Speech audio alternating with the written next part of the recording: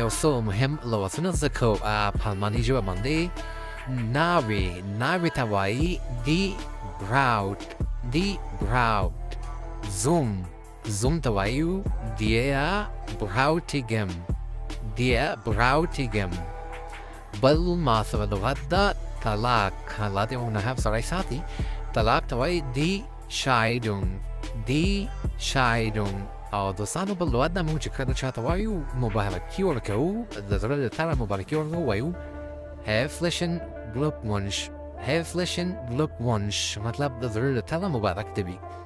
او بل لغت ته ماته دوستانو جشن لکه د واده جشن وي، کومه خوشحالي وي، نو جشن ته په الماني ژبه چې وایي تاسو کولی شئ په کمنټونو کې ولیکئ جشن ته په الماني لکه د واده جشن وي، بله کوم نامزدي وي یا بله کوم خوشحالي وي، اکثر خلک جشنونه کوي.